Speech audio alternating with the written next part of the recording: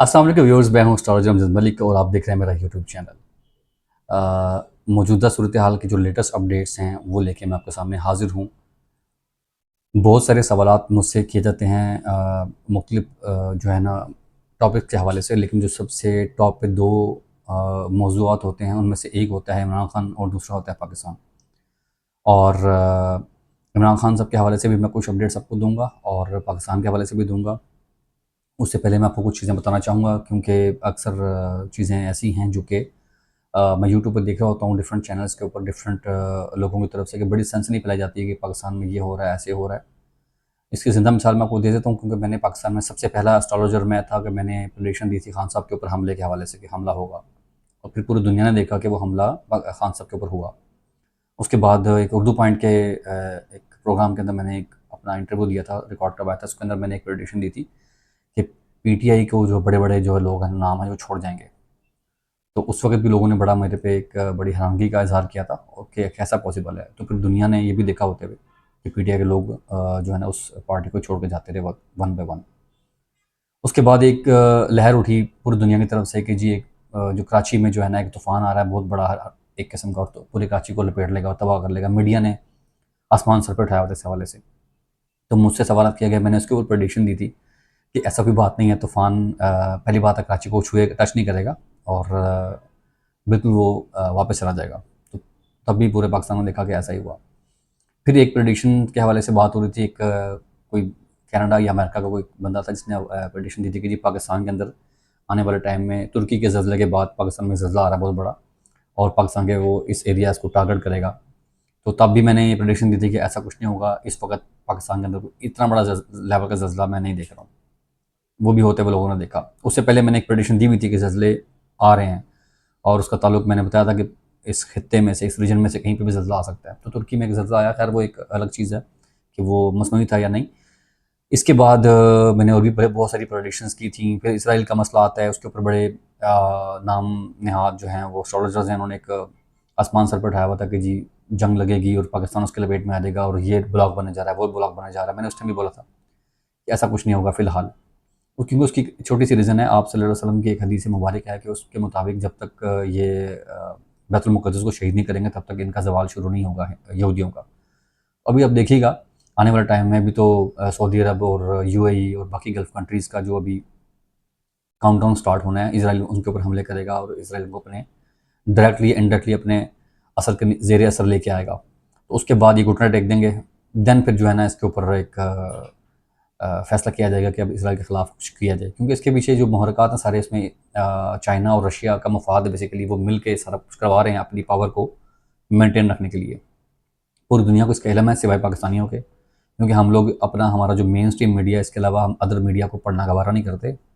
हमारा जो main stream media है वो 200% झूठ पे मबनी है, और यही वजह है कि 11 साल हो गए मैं पाकिस्तानी मेन स्ट्रीम चैनल्स को नहीं देखता। इंटरनेशनल मीडिया को पढ़ें, इंटरनेशनल मीडिया आपको प्रॉपर आईना दिखाता है आपके बारे में कि एक्चुअल में फैक्ट्स क्या हैं। बलूचिस्तान में इस वक्त जो चल रहा है, जो गवादर में मारंग बलोच की तरफ से जो प्रोटेस्ट हो रहा है, हमारा पाकिस्तानी मीडिया उसको नहीं दिखा रहा है, इंटरनेशनल मीडिया सारा दिखा रहा है, पाकिस्तानी मीडिया सोया हुआ है। और भी इस तरह की चीज़ें हैं, बहुत सारी हो रही हैं, एहतजाज हो रहे हैं। तो पाकिस्तानी मीडिया की बहुत बड़ी तारीख है इसके पीछे। चूँकि ये प्रोफेशनल लोग नहीं हैं, ये लिफाफे सहाफ़ी हैं सारे, और पैसा लेके अपने ज़मीर को बेचते हैं और उसके हिसाब से खबरें चलाते हैं। खैर वो एक डिफरेंट टॉपिक है। आता हूँ मैं टॉपिक की तरफ वापस से। तो फिर एक प्रेडिक्शन दोबारा आई, जी आपने देखा होगा, सुना होगा, चंद महीने पहले एक बड़ी चीज़ आम थी यूट्यूब के ऊपर कि जी जल्दी से राशन इकट्ठा कर लें, 3 दिन का राशन इकट्ठा कर लें, 4 दिन का इकट्ठा कर लें, 1 महीने का या साल का राशन इकट्ठा कर लें, और ये होने वाला है, वो होने वाला है। तो मैंने तब भी आपको ये प्रेडिक्शन बताई थी कि ऐसा कुछ नहीं होने वाला, ये जस्ट एक सनसनी फैलाई जा रही है, क्योंकि जिनके पास प्रेडिक्शन नहीं होती फिर वो सनसनी या अपने तज्ज़िये के मुताबिक जो माइंड उनका बता रहा है उसके मुताबिक फिर वो बता रहे होते हैं कि जी ये प्रेडिक्शंस हैं। तो मैं ये आपको साबित नहीं करना चाह रहा कि मेरे पास कोई बहुत बड़ा इल्म है या मैं गायब का इल्म जानता हूँ, नहीं। गायब का इल्म पूरी कायनात में सिर्फ़ और सिर्फ़ अल्लाह के पास है, और इसके अलावा किसी शख्स के पास नहीं है। ये कैलकुलस बेस्ड इल्म है। कैलकुलेशंस करके कोई भी शख्स जो इसकी कैलकुलेशन को सीख जाता है, कोई भी शख्स इस कैलकुलेशन से इसके रिज़ल्ट्स जो है ना वो निकाल सकता है। कुछ लोग ज़्यादा अच्छा निकालते हैं, कुछ लोग ज़रा कम अच्छा निकालते हैं एक्सपीरियंस के हिसाब से। और कुछ लोग जो हैं वो सिर्फ नाम नहाद एस्ट्रोलॉजर बने होते हैं, तो वो फिर जस्ट क्या है कि वो इधर-उधर से प्रेडिक्शंस पकड़ी, मेरी देख ली, किसी की देख ली, और उसके बाद उसके बेस पे अपनी एक नई प्रेडिक्शन बना के साबित कर दी। तो अगर लग गई तो लग गई, नहीं लगी तो फिर अल्लाह हाफ़िज़। तो कोई भी ये शख़्स इल्म सीख सकता है। जैसे एक आम सिविल इंजीनियर है, अगर वो रोड बनाता है, सड़क बनाता है, तो उसके लिए फिर वो क्या करता है कि वो एक पूरी कैलकुलेशंस करते हैं, अपने इक्विपमेंट्स लगाते हैं, उसके मुताबिक अपने कैमरे, अपने जो जो भी उनकी मेजरमेंट्स के जो मेजर इक्विपमेंट्स हैं, वो उसके थ्रू मेजर करते हैं। उसके बाद वो एक पूरा ड्रा करके एक नक्शा बना के कंस्ट्रक्शन कंपनी को दे देते हैं। अब जो नक्शा है बेसिकली वो ज़ायचा है। उन्होंने बना दिया कि आपने ये चीज़ ऐसे, ऐसे, ऐसे करनी है, तो यहाँ से करेंगे तो ठीक रहेगी, यहाँ से नहीं करेंगे तो ये ख़राब हो जाएगी। तो कंस्ट्रक्शन कंपनी उसके मुताबिक बनाती है, तो वो चीज़ रेडी हो जाती है और वो सालों-साल चलती रहती है। अब इसमें कोई रॉकेट साइंस तो नहीं, मतलब इसके अंदर कोई गायब कलम तो नहीं है, क्योंकि वो कैलकुलेशंस हैं, उन्होंने वो इल्म सीखा हुआ है और उस इल्म के बेस पे वो काम कर रहे होते हैं। तो बिल्कुल इसी तरीके से एस्ट्रोलॉजी भी एक इल्म है और इस इल्म के बेस पे अगर कैलकुलेशंस करके बताई जाएँ चीज़ें, तो एग्ज़ैक्टली वो पूरी होती हैं।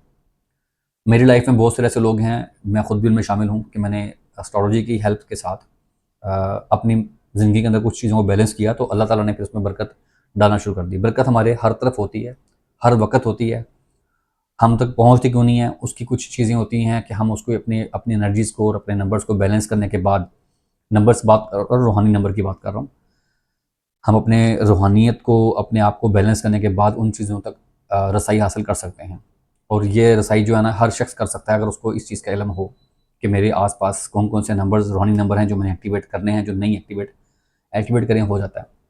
कोई बंदा ये समझता है कि जी मैं मेरे अंदर टैलेंट है और मेरे अंदर उसके पास स्किल्स भी हैं, हुनर भी है, और उसके बावजूद वो फेल है। मुझसे रब्ता करे, मैं आपको 6 महीने की कुछ प्रैक्टिस करवाऊँगा आपकी लाइफ़ की, और पॉज़िटिव लाइफ़ के लिए, और 6 महीने बाद आप खुद इस चीज़ की गवाही देंगे कि हाँ जी, हमारी लाइफ़ बदली है और हम अचीव किया है। शर्त ये है कि मेरे कहने पे आपने 6 माह गुज़ारने हैं। वापस आता हूँ टॉपिक की तरफ। खान साहब के बारे में भी एक प्रेडिक्शन बार-बार बताई जा रही थी इस साल के शुरू में, कि जो फरवरी में आ रहे हैं, फिर मार्च की डेट दी गई, फिर अप्रैल की डेट दी गई। तो मैं तब से कहता आ रहा हूँ कि इमरान खान के ऊपर जो रिलीफ़ का टाइम शुरू होना है ना, वो नवंबर में होना जाके। नवंबर में आपको ये खबरें सुनने को मिलेंगी, क्योंकि अभी आपने देखा कि केसेस ख़त्म हो रहे हैं, उनके केसेस के ऊपर से खबरें आ रही थी कि जी फलाँ केस में बरी हो गए, फलाँ केस में बरी हो गए, बट वो बाकी केस भुगत रहे हैं। इनके ऊपर जो रिलैक्सेशन का टाइम आ रहा है, वो नवंबर में आ रहा है। ज़ायचे के अंदर चीज़ मौजूद है, तो हाउ इज़ पॉसिबल कि उससे पहले वो चीज़ें हो जाएँगी? उसका टाइम ही जब नवंबर का उनके ज़ायचे के हिसाब से। तो ये चीज़ें नवंबर में जाके बेहतरी की तरफ जाना शुरू होंगी। इमरान खान के हवाले से बात कर रहा हूँ मैं।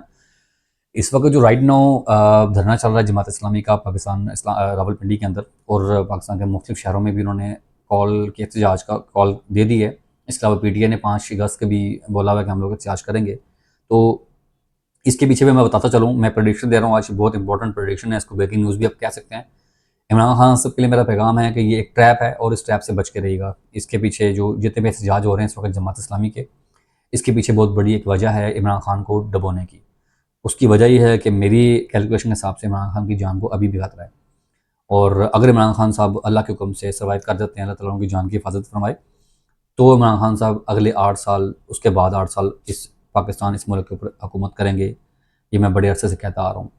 और अगर वो खुदा न खास्ता यहाँ पे नहीं रहते हैं, तो फिर बहुत कुछ बदलेगा यहाँ पे, और बहुत कुछ ख़राबी की तरफ भी जाएगा। अलबत्ता जो लोग ये भी समझते हैं, इसमें एस्ट्रोलॉजर्स भी हैं, इसमें पाकिस्तानी कौम भी है, इसमें बहुत सारे लोग हैं, जो लोग ये समझते हैं कि जी अगले 2.5 से 3 साल से के अंदर पाकिस्तान बेहतरी की तरफ चल पड़े, गामज़न हो जाएगा, तो वो भी ये भी खामख्याली है उनकी। वो एक अहमकों की जन्नत में रह रहे हैं। 2.5 से 3 साल अभी लगेंगे पाकिस्तान को अपनी प्रॉपर लाइनअप होने के लिए। कामयाब होने के लिए नहीं कह रहा, तरक्की नहीं करेगा, लेकिन तरक्की की राह पे चढ़ने के लिए सिर्फ उनको भी 2.5 से 3 साल लगेंगे। लास्ट अपनी मैंने वीडियो में एक बात की थी कि आने वाले जो आर्मी चीफ होंगे, आने वाला जो निज़ाम होगा, वो आके बहुत सारी तब्दीलियों के अंदर तब्दीलियों में अपना हिस्सा डालेगा, और वो अच्छी भी हो सकती हैं, वो बुरी भी हो सकती हैं, लेकिन ज़्यादातर उसमें से चीज़ें ऐसी होंगी जो मुल्क के, हमारे पाकिस्तान के हक़ में जाएँगी। मेरी ख्वाहिश है कि पाकिस्तान जो है पूरी दुनिया के अंदर एक अच्छे नाम से, अच्छे लफ्ज़ों से और अच्छी एक अहमियत के साथ जो है ना वो पहचाना जाए, और पाकिस्तान के अंदर ये तमाम चीज़ें, हमारे ग्रीन पासपोर्ट की इज़्ज़त हो, हमारी इज़्ज़त हो, मेरी दिली ख्वाहिश है। क्योंकि जब से पाकिस्तान बना है, हम तब से सुनते आ रहे हैं कि पाकिस्तान एक नाज़ुक मोड़ से गुज़र रहा है। पता नहीं ये मोड़ कितना लंबा है कि ख़त्म होने को नहीं आ रहा, और इसके ख़त्म होने का टाइम अब ज़रा दूर नहीं है, इस नाज़ुक मोड़ का। ये जल्दी ख़त्म होगा, और इंशाल्लाह हमारा एक जो मज़बूत मोड़ है, वो हमारी मईशत में आएगा।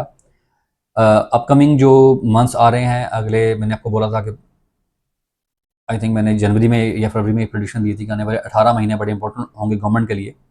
तो अब गवर्नमेंट के ऊपर वो प्रेशर बिल्ड होना शुरू हो गया है। हो सकता है इसके अंदर जिस तरह देखा कि पीटीआई ने सीटें जीती, दोबारा से पीटीआई जो है ना इसके अंदर अपना हिस्सा डाल रही है, और सियासत के अंदर और भी पार्टीज़ हैं उनको उनका हक मिल रहा है।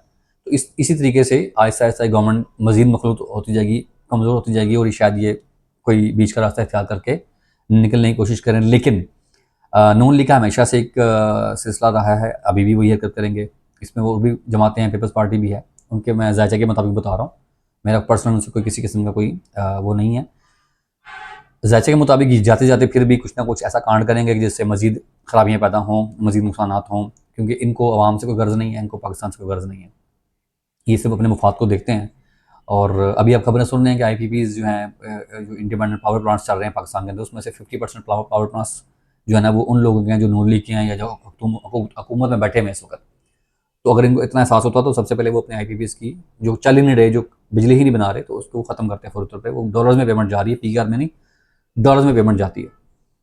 और बड़े इस तरह के घपले हैं, इसके ऊपर इन्वेस्टिगेशन जो रिपोर्टर्स हैं मीडिया के, वो बड़ी बड़ी रिपोर्ट्स लेके आए हैं, मगर उनको रिपोर्टर समेत गायब कर दिया जाता है। तो इसलिए ये चीज़ ज़हन में रखें। और इसमें सबसे बड़ा जो इम्पोर्टेंट रोल है वो हम लोगों का है। हमारे अंदर जो सबसे बड़ी एक कमी है वो तालीम की कमी है। हमारी कौम को शुरू से सियासतदानों ने जहल रखा, जानबूझ के तालीम से दूर रखा, ताकि हम लोग आगे ना बढ़ सकें। क्योंकि किसी भी कौम को तरक्की करने के लिए तालीम उसका बेसिक सतून है। अगर तालीम नहीं है वो कौम तरक्की नहीं कर सकती। आप सिंगापुर की मिसाल ले लें। सिंगापुर चंद दहाइयाँ पहले पाकिस्तान बनने के बाद भी, वो चाइना ले लें, सिंगापुर ले लें, ये जो ममालिक हैं, ये यहाँ पे नशाई और खाना जंगी सिविल वार थी, इसके बाद गुर्बत थी, गुर्बत की लकीर से भी नीचे थे, नशा था बहुत ज़्यादा, और इसके अलावा मतलब कोई रोज़गार नहीं था, गुर्बत थी, इसके बाद कोई इंफ्रास्ट्रक्चर, कोई हॉस्पिटल, कोई यूनिवर्सिटी, कुछ नहीं था। इवन कि इनके पास खाने को खुराक नहीं थी। तो उनके लीडरान ने आके सबसे पहले जो सबसे इम्पोर्टेंट काम किया था, अपनी कौम को तालीम दी थी सबसे पहले। उनको इल्म और शऊर दिया। जब शऊर देते हैं तो फिर आपके पास बहुत सारे रास्ते होते हैं अपने आप को, अपनी ख़ानदान को, अपने मुल्क को आगे बढ़ाने के लिए। तो पाकिस्तान में आप गुज़िश्ता 4 दहाइयों से देख लें, पाकिस्तान में कोई नई चीज़ ईजाद नहीं हुई, कोई नया साइंसदान सामने नहीं आया, कोई 30 मार खान सामने नहीं आया जिसने कुछ किया हो। क्योंकि यूनिवर्सिटी डिलीवर नहीं करती इस वक्त। जो हमारा तालीमी निज़ाम है वो बोगस है, और उसके पीछे भी सारी जो मैं डिस्कशन कर रहा हूँ, आप लोग समझेंगे टॉपिक से हट के बात कर रहा हूँ, टॉपिक से हट के बात नहीं कर रहा। ये प्री प्लान काम किए जाते हैं, और जो उनके जायचे बता रहे होते हैं इसके मुताबिक चल रहे होते हैं। तो नवाज शरीफ साहब ने आके पाकिस्तान को प्राइवेटाइज़ किया था जब अपनी दौर में आए थे, 80s के दौर में आए थे। तो उससे पहले हर चीज़ पाकिस्तान के पास थी, सारे इदारे पाकिस्तान के थे, बड़ी बड़ी जो थी इंडस्ट्री थी पाकिस्तान की गवर्नमेंट की मलकियत थी। इन्होंने आके बेड़ा गर्क किया, प्राइवेटाइज़ करना शुरू कर दिया। तो अपने बच्चों के लिए और अपने मुस्तकबिल के लिए आपको ज़रूरी है कि अपने बच्चों को सही तालीम दें, हिस्ट्री पढ़ाएं, पाकिस्तान की एक्चुअल में हिस्ट्री क्या है, और पाकिस्तान किस तरीके से तरक्की करेगा उसके ऊपर काम करें। स्किल्स अपने बच्चों को ज़रूर सिखाएं। हुनर कम से कम एक हुनर आपके बच्चों को लाजमी आना चाहिए, क्योंकि आने वाला जो दौर है ज़ायचों के हिसाब से वो मज़ीद कठिन दौर होगा पूरी दुनिया के अंदर। और जो लोग जिनके पास हुनर होगा वो लोग कामयाब हो पाएंगे, जिनके पास हुनर नहीं होगा उनके लिए सर्वाइव करना बहुत मुश्किल मैं देख रहा हूँ, बहुत ख़तरनाक किस्म का होगा। जैसे कोविड के दिनों में लोगों ने देखा था, जिनके पास हुनर नहीं था, कुछ भी नहीं था, तो वो उन लोगों ने अपनी ज़िंदगियाँ किस तरीके से गुजारी उस वक़्त बहुत मुश्किलात में जाके। तो कोई ऊपर से कोई बड़ी सपोर्ट नहीं आनी, अल्लाह की तरफ से कोई मुआवज़ा नहीं होना। ये सब कुछ हमारे हाथ में है, हम कर सकते हैं अगर हम करना चाहें तो। खान साहब के हवाले से बात की जाती है कि सब लोगों को जल्दी है कि जल्दी से उनको बुलाएँ, कब आ रहे हैं हमें बस खान साहब को बता दें, बाकी सारी दुनिया जाए भाड़ में। तो मेरा अक्सर यही आपसे कहना होता है कि आप लोगों ने एज़ ए हैसियत कौम क्या डिलीवर किया, आपने क्या साथ दिया इमरान खान का। आज 5 करोड़ लोग, सिर्फ 4 से 5 करोड़ लोग एक टाइम पे, एक दिन में निकल के सड़कों पे आ जाएँ, ये पूरा निज़ाम, पूरी दुनिया देखेगी कि पूरा निज़ाम घुटने टेक के आपकी बात को मानेगा भी, इमरान खान को निकालेगा भी, और उसको इक़्तिदार पे भी बिठाएगा। लेकिन ऐसा हम क्यों करेंगे? क्योंकि हम अपने-अपने मफ़ाद में बिज़ी हैं। हमें क्या ग़र्ज़ है किसी से? इमरान खान बाहर आता है तो हम खुशी मनाएँगे, नहीं आता तो वी डोंट केयर। इज़राइल पे इतना कुछ हो गया, फ़लस्तीन के बच्चे भूखे हैं, उनको खाना नहीं मिलता, छोटे-छोटे बच्चे। मैं एक वीडियो देख रहा था, उसमें छोटा-सा बच्चा, तकरीबन उसकी उम्र होगी 3 साल सिर्फ, और एक आदमी ने उसको बुलाया अपने पास कि खाना चाहिए। वो बच्चा सिर्फ इशारों से बात, उसको जब बोलना भी प्रॉपर नहीं आता था। उसने कहा हाँ चाहिए, उसने उसको ट्रे दी है, खाना थोड़ा-सा दिया है। वो बच्चा कैंप में अंदर घुसा है, तो आदमी ने जाकर देखा तो पूरे कैंप में बच्चा अकेला था। उसके घर वाले सारे शहीद हो चुके थे। अब आप खुद बताएँगे 3 साल का बच्चा किस तरह सर्वाइव कर रहा है वहाँ पे छोटा-सा। तो इस सूरत हाल में हम बहैसियत कौम, हम उसका बाइकआउट नहीं कर सकते। हम KFC आज भी खाते हैं, हम मैकडॉनल्ड आज भी खाते हैं, हम कोका-कोला आज भी पी रहे हैं, और हम जो है ये हेड एंड शोल्डर्स और पैंटीन शैम्पू आज भी यूज़ कर रहे हैं। सारी चीज़ों का हम इस्तेमाल करते हैं। हमारी शादियाँ भी हो रही हैं, हमारे फंक्शंस भी हो रहे हैं, कॉलेज में फंक्शन भी चल रहे हैं, सब कुछ हो रहा है। तो किस मुँह से फिर आप ये बात पूछते हैं बार-बार मेरे से कि इमरान खान कब बाहर आएगा, पाकिस्तान के हालात कब ठीक होंगे? पाकिस्तान के हालात तब तक ठीक नहीं होंगे जब तक हम लोग बहैसियत कौम ठीक नहीं होंगे। और ये एक अलग अज़ाब है हमारे ऊपर और ये नाज़िल होके ही रहेगा।